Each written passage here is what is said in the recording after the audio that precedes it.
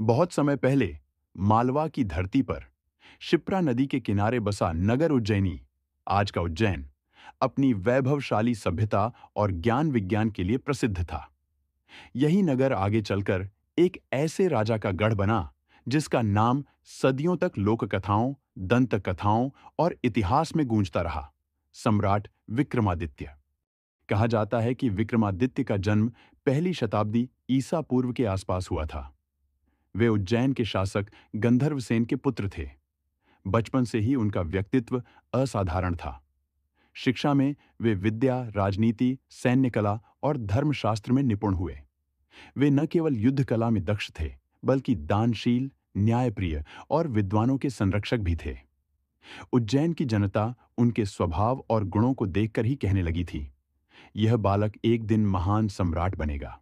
युवावस्था में ही विक्रमादित्य ने राज्य का भार संभाल लिया। उस समय भारत में शकों और हूणों जैसे विदेशी आक्रमणकारी लगातार उपद्रव मचा रहे थे। विक्रमादित्य ने अपनी वीरता से उन्हें परास्त किया और अपने साम्राज्य को सुरक्षित किया। उनके शासन का विस्तार उत्तरी भारत से लेकर गंगा यमुना के मैदानों तक और पश्चिम में सिंधु नदी से लेकर दक्षिण के विंध्य क्षेत्र तक माना जाता है। उज्जैन उस समय राजनीतिक और सांस्कृतिक राजधानी बन चुका था। विक्रमादित्य की सबसे बड़ी विशेषता थी उनका न्याय। वे प्रजा के लिए खुले दरबार में बैठते और हर समस्या को सुनते। कहते हैं कि उनके शासनकाल में कोई भी दुखी या भूखा नहीं रहता था। इसी कारण उन्हें धर्मप्रिय और न्यायप्रिय सम्राट कहा गया। सम्राट विक्रमादित्य केवल योद्धा ही नहीं, बल्कि विद्या और कला के महान संरक्षक भी थे। उन्होंने उज्जैन को विद्या, साहित्य और ज्योतिष का केंद्र बनाया। उनके दरबार में नवरत्न, 9 महान विद्वान रहते थे, जिनमें कालिदास, वराहमिहिर, धन्वंतरी, शंकु, घटकरपर, अमर सिंह आदि का नाम प्रसिद्ध है। कालिदास की महान कृतियां जैसे अभिज्ञान शाकुंतलम और मेघदूत भी विक्रमादित्य के समय की ही देन मानी जाती हैं। सबसे बड़ा ऐतिहासिक कार्य जो विक्रमादित्य ने किया वह था विक्रम संवत की स्थापना। 58 ईसा पूर्व में उन्होंने शकों को हराया और इस विजय की स्मृति में एक नया काल गणना संवत शुरू किया, जिसे आज भी विक्रम संवत के नाम से भारत और नेपाल में प्रयोग किया जाता है।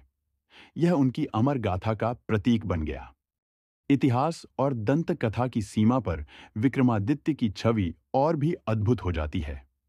सिंहासन बत्तीसी और बेताल पच्चीसी जैसी कहानियां उन्हें एक आदर्श, पराक्रमी और बुद्धिमान राजा के रूप में प्रस्तुत करती हैं। भले ही इन कथाओं का पूरा ऐतिहासिक आधार न हो, लेकिन इनसे यह तो स्पष्ट होता है कि विक्रमादित्य की छवि प्रजा के दिलों में आदर्श राजा के रूप में अमर हो चुकी थी। विक्रमादित्य के शासनकाल ने उज्जैन को स्वर्ण युग प्रदान किया। उनके बाद भी उनका नाम अमर रहा।